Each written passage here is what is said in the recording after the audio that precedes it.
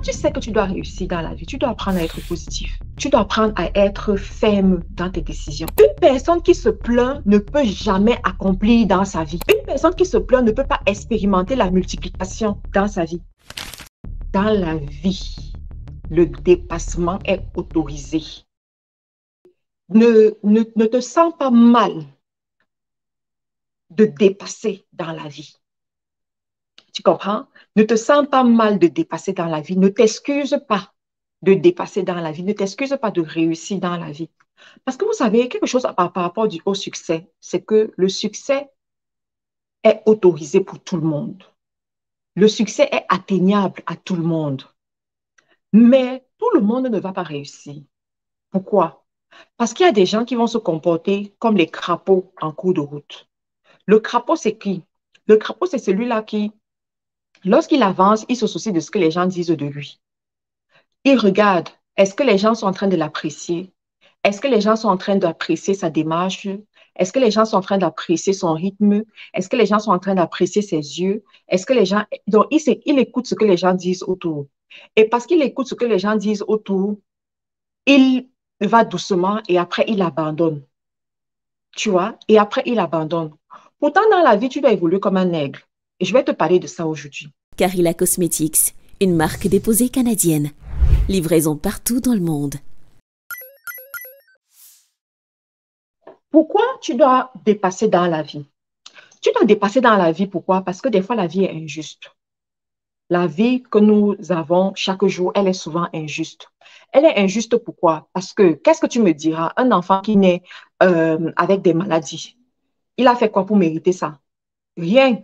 Un enfant qui naît avec une malformation, il a fait quoi pour... Un enfant qui naît dans une famille pauvre, il a fait quoi pour mériter ça? Il n'est pas à l'origine de la pauvreté de ses parents, mais il est né dans une famille pauvre. Un enfant qui perd ses parents, il a fait quoi pour mériter ça? Il n'a rien fait pour mériter, mais toujours est-il que l'histoire raconte qu'il a perdu ses parents. D'accord? Donc, tu dois dépasser dans la vie parce que des fois, la vie est injuste. Et quand tu te rends compte que la vie est injuste sur ton cas, je prends un autre exemple. La vie peut aussi être injuste. Pourquoi? Tu es une femme, tu es avec un homme, ensuite il t'abandonne. Il va prendre ta copine, ou il va prendre même ta soeur, ou il va prendre, bon, même n'importe qui, mais toujours est-il qu'il t'a abandonné. Alors que vous avez fait des projets ensemble, vous avez décidé d'évoluer ensemble et tu as mis peut-être certaines choses de côté pour le satisfaire, pour évoluer avec lui, tout ça. Mais un beau jour comme ça, il t'abandonne. Hein? Ou alors tu es avec quelqu'un et puis voilà, tu crois en cette personne, mais juste parce que peut-être tu as commis une faute, la personne t'abandonne. Ou même quand tu es avec tes copines, parce que même les copines, là, les amitiés, tu es avec des copines, tu leur fais complètement confiance et un jour, ces personnes te trahissent. C'est injuste, c'est injuste. Donc, lorsque, euh, lorsque tu te rends compte que la vie est injuste envers toi, tu as deux options. Soit tu te morfonds sur ton tas, tu pleures, soit tu te lèves et tu prends le taureau par les cornes et tu prends ton destin en main. Et c'est la deuxième option qui m'intéresse. C'est la deuxième option que je veux te présenter et sur laquelle je veux t'encourager à miser. Tu comprends? On va raconter l'histoire de deux jeunes garçons qui sont frères, qui ont grandi dans une même maison avec un père alcoolique. Un père alcoolique, un père violent.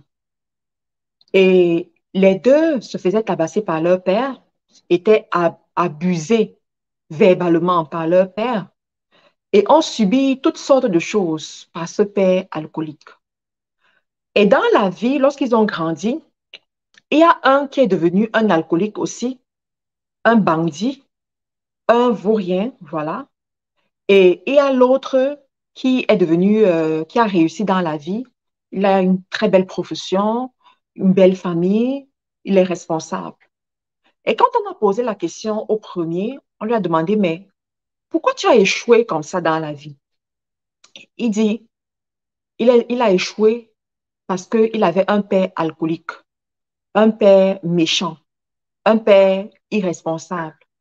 Et tout ce qu'il pouvait apprendre de ce père irresponsable, c'était aussi l'irresponsabilité. Donc, les chiens ne font pas les chats. Il fallait absolument qu'il finisse comme son père. Quand on a posé la question à son frère, que mais toi, tu as aussi grandi avec un père alcoolique, un père irresponsable, mais qu'est-ce qui s'est passé pour que toi, tu réussisses? Et il a dit, parce que j'ai eu un père alcoolique, irresponsable, je me suis dit que c'est une obligation pour moi de réussir afin que ma progéniture n'expérimente pas les mêmes souffrances. Deux mindsets différents. Deux mindsets différents. Et je vous assure que c'est souvent le problème de beaucoup parmi vous. Il y en a qui vont dire que je suis pauvre, je n'évolue pas dans la vie parce que l'État ne met pas les concours dehors. Parce que l'État ne permet pas aux gens de réussir les concours. Parce que je suis née d'une famille pauvre, parce qu'il y a la discrimination, parce que je suis noire. Je suis arrivée dans un pays étranger et je suis noire. Et comme je suis noire là, je ne peux pas réussir. Tu vois, ça, c'est la victimisation. Ça, c'est de, de soi-même se mettre à part. Pourtant, il y a d'autres qui vont se dire que oui, c'est vrai que je viens d'un pays dur. C'est la raison pour laquelle je dois encore me battre. Et c'est pour ça que des fois, j'aime souvent les Camerounais à l'extérieur du pays. Est-ce que tu as déjà vu un Camerounais hors du Cameroun? Est-ce que tu as déjà vu un Camerounais dans la souffrance hors du Cameroun? C'est là où tu auras le sens de ce qu'on appelle être battant dans la vie. C'est là où tu auras la signification de ce qu'on appelle ne pas ressentir la douleur jusqu'à ce que tu réussisses, jusqu'à ce que tu atteignes tes objectifs, jusqu'à ce que tu arrives là où tu dois arriver. Mon frère, quand tu te lèves le matin dans n'importe quel pays et que tu sors à 5 heures du matin ou à 4 heures du matin, la plupart des Noirs que tu vas voir en train de se lever, en train de travailler, en train de faire les choses, c'est la plupart, c'est les Camerounais. Je dis, c'est la plupart, c'est des Camerounais. Quand tu vas à certains niveaux de la société et que tu vois les Noirs là-bas, la plupart, c'est souvent des Camerounais. Je ne dis pas ça parce que je suis camerounaise. Je dis ça parce que c'est une réalité. Moi, j'ai un avocat dans un certain pays. Je ne veux pas dire le nom du pays parce que, bon, en affaires, il y a ce qu'on appelle l'information confidentielle. J'ai un avocat dans un certain pays. Les clients de cet avocat, parce que c'est un avocat en affaires, les clients de cet avocat, ce sont des millionnaires dans le pays où elle est, le pays occidental, on va dire ça comme ça. Ce sont les millionnaires. Ce sont les hommes d'affaires qui ont les holdings. Parce qu'en Occident, quand tu es un homme d'affaires ou une femme d'affaires et que tu commences à avoir ce qu'on appelle des holdings, des sociétés holding, ça veut dire que tu as eu tellement de sociétés que on a créé une société mère, une holding pour gérer tes sociétés. C'est le secret des milliardaires, des hommes qui réussissent. Donc, ses clients ont des holdings. Elle me dit, quand je lis ton nom, je vois que tu viens du Cameroun. Il ne faut pas t'amuser. Hein? Je dis, pourquoi maman? Dis-moi. Elle me dit, il ne faut pas t'amuser ici. Il ne faut pas t'amuser. Parce que tes frères contrôlent l'économie. Tes frères tournent de l'argent. Tes frères sont des milliardaires. Je dis, ah bon, dis-moi. Elle commence à me parler. Elle me dit que tu les vois, ils arrivent. Quand ils arrivent, tu as l'impression que, bon, quelques années après, quand tu regardes leurs états financiers, les gars tournent. Les gars tournent, les gars font des choses. Et quand j'ai entendu ça, je me suis dit, waouh. Vous voyez, je me suis dit, waouh. Et quand tu les vois, ce sont des gens qui ne sentent pas la douleur. On va leur dire n'importe quoi. On va les traîner dans la boue n'importe comment. On peut même, c'est-à-dire qu'un Camerounais hors du pays, il s'en fout de ce que tu penses. Il s'en fout de ce que tu dis. C'est son objectif. Vous connaissez Francis Ganou? Vous connaissez son histoire. Voilà un exemple de quelqu'un, c'est-à-dire que il a dit, voici mon objectif. Je poursuis mon objectif jusqu'à atteindre mon objectif. Et il est de ma tribu. He's from my tribe. La tribu des héros. La tribu des go-getters, les gens qui accomplissent, les gens qui ne se laissent pas décourager, les gens qui persévèrent. C'est ma tribu. He's from my tribe. Il est de ma tribu. Donc, quand je dis ça, c'est tribu, vous comprenez, c'est pas qu'on est de la même tribu de la vraie vie, hein, vous comprenez ce que je veux dire. Toujours est-il que je vais te dire, à un moment donné dans la vie, tu dois te lever et faire tes choses. Tu dois te lever et prendre les bonnes décisions. Parce que quand je te dis le dépassement est autorisé, je vais t'expliquer, te raconter certaines histoires. Dernièrement, j'ai reçu un coup de fil. Et le coup de fil que j'ai reçu, c'est le coup de fil d'une personne avec qui on a grandi presque dans le même quartier. D'accord? Quand j'étais encore au Cameroun. Et le quartier dans lequel nous avons grandi, c'était, voilà. Moi, étant dans ce quartier-là, je venais d'une famille pauvre ou bien à revenu modeste, voilà, pour être correct dans le langage. Et la personne était juste à côté de ce quartier son quartier à lui était un quartier résidentiel. Et la personne venait d'une famille plutôt aisée. Tu vois, les enfants des bobos, comme on dit au Cameroun, là, quoi. Les enfants qui vont à l'école avec un chauffeur, qui vont à l'école et tout, que quand tu regardes de loin, tu te dis que, waouh, ça c'est une personne que peut-être tu ne vas même jamais atteindre son niveau. Mais la personne m'a contacté et la personne me demandait certains conseils dans les affaires et tout. Et dans la discussion, on a essayé de... Quand je causais avec la personne, je me suis rendu compte que la vie n'a pas été... La vie n'a pas été tendre, voilà. La vie n'a pas été tendre avec la personne. Et moi, ça m'a rempli d'humilité, d'accord? À mon niveau, ça m'a rempli d'humilité. Parce que des fois, vous savez, tu peux mal commencer dans la vie. C'est pas de ta faute.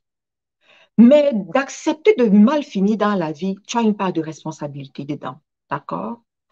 À cette époque, moi, quand je regardais ces gens, je croyais peut-être que je n'allais peut-être jamais arriver à ce niveau ou que ça allait être vraiment difficile pour moi. Mais je n'avais pas inclus que dans la vie, il peut y avoir ce qu'on appelle le dépassement, overtaking. Dans la vie, il peut y avoir ça. Et je veux dire à quelqu'un aujourd'hui que ta situation présente n'est pas ta situation définitive. Ta situation présente n'est pas ta situation définitive. Tu comprends? Tu as commencé une activité et l'activité n'est pas en train de donner comme tu veux. Tu passes ton temps à regarder autour de toi, voir ce qui sont déjà en avant, que ces gens-là te servent d'inspiration et non d'intimidation. Je répète, que ces gens te servent d'inspiration et non d'intimidation. Parce qu'il y a beaucoup qui ont échoué leur vie à cause de l'intimidation. Ça veut dire quoi? Tu regardes, tu dis, oh, ces gens sont trop loin. Ce concurrent est trop loin. Je ne pourrai jamais y arriver. Ça, c'est l'intimidation qui est en train de parler.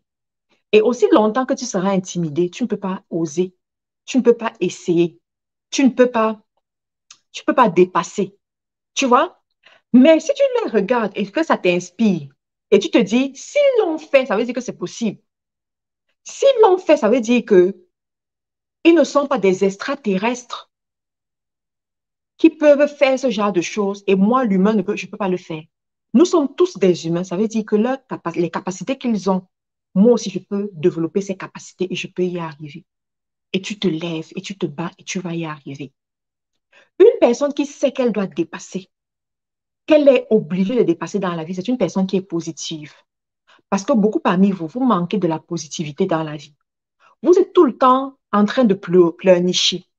Vous êtes tout le temps en train de vous plaindre. Moi, où je n'aime pas les gens qui se plaignent. Quand tu te plains beaucoup, je n'aime pas. Je n'aime pas être auprès de toi. Oui. Et j'ai souvent eu des gens comme ça qui sont mes amis. Quand je me rends compte que tu es une amie et tu te passes ton temps à te plaindre, tu te plains de ton mari, tu te plains de là où tu habites, tu te plains du pays où tu habites, tu te plains de ton business, tu te plains de ta vie, tu te plains de... ça veut dire qu'on ne peut pas marcher ensemble. Tu vas te rendre compte que tu ne me vois plus beaucoup. Parce qu'une personne qui se plaint ne peut jamais accomplir dans sa vie. Une personne qui se plaint ne peut pas expérimenter la multiplication dans sa vie. Une personne qui passe son temps à se plaindre ne peut pas, même avoir les bonnes idées, tu ne pourras pas les avoir. Tu vas faire comment pour les avoir? Donc, quand tu sais que tu dois réussir, tu dois être positif. Pendant que les autres sont en train de voir la déchéance, de voir l'humiliation, de voir l'abandon, tu dis non, ici, là, quelque chose de bon doit sortir. Je vais me battre. Je vais créer mon miracle. Je vais créer mon opportunité. Je vais fabriquer ma porte. Je vais fabriquer ma porte. Moi, quand je suis arrivée au Canada, pour la première fois, par le biais du mariage, que Dieu bénisse le mariage, qui peut faire que quelqu'un abandonne, que quelqu'un quitte du pays qu'il aime pour venir dans un autre pays. Parce que moi, j'étais tranquille en Angleterre. J'étais à l'aise. J'étais déjà à l'aise parce que j'ai connu aussi, j'ai connu le désert là-bas. Mais à un moment donné, je commençais à être à l'aise. J'avais déjà mon petit appartement, ma petite voiture que j'avais achetée. J'avais déjà mes activités. Je voulais même déjà ouvrir mes bureaux. J'avais mon comptable qui me conseillait, qui me disait fais comme ça, fais comme ça, fais comme ça. Je commençais à voir mes clients, mes activités commençaient à monter. On me célébrait, on m'invitait. Je commençais à voir être bien. Mais par le biais du mariage, je suis venue au Canada. J'ai tout laissé pour venir au Canada. Donc, quand je laisse tout et je viens au Canada, mon époux me dit, il faut que tu ailles travailler. Il faut que tu ailles travailler. Je dis, moi là, femme d'affaires, je vais aller commencer à travailler comment? Moi, je ne me rappelle même plus de comment on fait les CV. Ça fait longtemps que je n'ai plus fait les CV. Je vais aller travailler comment? Cependant, il me dit, on va alors faire comment? Puisqu'on a une famille à construire et il faut de l'argent pour ça. Il faut de l'argent pour ça. Les revenus que tu gagnes en affaires ne sont pas stables. Et c'est tout à fait normal, hein, parce que voilà, quand tu es encore à un certain niveau dans les affaires, tes revenus ne seront pas stables. Tes revenus ne sont pas stables, mais on a des choses à faire. Je lui dis, donne-moi un peu de temps. Donne-moi un peu de temps. Pour ceux qui assistent souvent à mes conférences, je raconte bien cette histoire dans les conférences. Mais toujours est-il que je suis allée créer une porte pour mon futur. Je suis allée créer une porte pour mon avenir. Je suis allée créer une porte pour ce que je voulais. Cette période, j'ai dit, je vais créer une entreprise ici au Canada. Et grâce à cette entreprise, je vais faire des grandes choses. Par cette entreprise, je vais faire des grandes choses. Et je vous assure que cette entreprise-là a déjà sauvé beaucoup de gens. Cette entreprise a déjà aidé les multitudes, y compris moi-même. Je suis allée ouvrir ma propre porte. Pourquoi? Parce que au milieu de l'incertitude, j'ai adopté une position de positivité. Au milieu de l'incertitude, j'ai adopté une position de positivité. Tu sais, sur cette terre des vivants, il n'y a aucun problème qui n'a pas de solution. Tu comprends ce que je suis en train de te dire? Sur cette terre des vivants, il n'y a aucun problème qui n'a pas de solution. Tu n'arrives pas à trouver la solution à ton problème parce que tu n'as pas encore bien réfléchi, parce que tu n'as pas encore bien observé et parce que tu ne t'es pas peut-être posé les bonnes questions. De l'autre côté, c'est aussi peut-être parce que au niveau de ta tête, tu es bloqué. Parce qu'il y a des gens aujourd'hui qui échouent dans la vie parce qu'ils sont trop bloqués dans leur tête. Et ils sont bloqués dans leur tête. Pourquoi? Parce qu'ils se sont fait trop de films. Ils se sont fait trop de films. Quand tu te fais les films selon lesquels un noir ne peut pas réussir en Europe, un noir ne peut pas réussir à l'étranger. Pour qu'un noir réussisse à l'étranger, il faut seulement qu'il fasse les mauvaises choses. Comment tu vas réussir toi-même? Tu ne peux pas réussir. Quand tu te fais les films selon lesquels, oh, pour réussir, il faut tremper quelque part. Pour réussir, il faut faire les mauvaises choses. Pour réussir, comment tu vas réussir? Ce sont des films que tu te fais, c'est des conceptions, des misconceptions que tu te fais dans la tête. Mais il faut savoir que pour faire partie de ces misconceptions-là, il te faut 10 bonnes conceptions pour les enlever. Et trouver 10 bonnes conceptions, ce n'est pas facile. On va te dire, écoute ce genre de vidéo, tu ne vas pas écouter. On vous dit, partagez cette vidéo pour aider les autres personnes. Vous n'allez pas partager. Comment les gens vont réussir? Comment ils vont réussir? Donc, quand tu sais que tu dois réussir dans la vie, tu dois apprendre à être positif. Quand tu sais que tu dois créer ta porte, tu dois apprendre à être ferme dans tes décisions. Parce que beaucoup parmi vous aussi, l'un de vos problèmes, c'est que vous n'êtes pas ferme. Vous prenez les formations un peu partout. Et moi, j'aime pas quand quelqu'un vient me dire une chose pareille. Oh, je me suis formée là-bas. Je me suis formée ici. Maintenant, ils sont en train de me former chez toi. Je regarde la personne comme ça, je dis que, oh, donc tu as fait tout ça jusqu'à me mettre dans ta liste dans ta liste. Je n'aime pas ça. Je n'aime pas ça parce que ça veut dire que ce ne sont pas les différentes formations qui ont un problème, c'est la personne qui a un problème. C'est la personne qui ne veut pas passer à l'acte. C'est la personne qui ne veut pas faire des choses. Parce que tu as des gens aujourd'hui qui pensent que le succès est micro-ondes ou que le succès arrive par un tour de baguette magique. Jamais. Surtout le succès sur les réseaux sociaux ou bien en ligne. L'activité que tu fais en ligne demande 2 fois plus de travail que ce que tu fais chez ton patron. Même 5 fois plus de travail que ce que tu fais chez ton patron. Ça demande de l'effort. Ça demande de l'engagement. Ça demande de la discipline. Ça demande du courage. Tu vois? Donc, tu dois être ferme. Tu décides de créer une entreprise. Ben, crée l'entreprise et sois dévoué. Par exemple, je dis, il y a une dame, on discute, je lui dis que si tu te lances, elle a un projet qu'elle veut faire, et je lui dis, OK, pour ce projet, voilà ce qui va se passer, voilà comment je te conseille et tout et tout. Elle me dit, oh, j'ai l'impression que ce sera difficile, hein. Je dis, pourquoi? Elle me dit, je vais faire comment? Parce que j'ai 3 enfants. Ah, les enfants là, ils vont m'empêcher, ce sera compliqué et tout.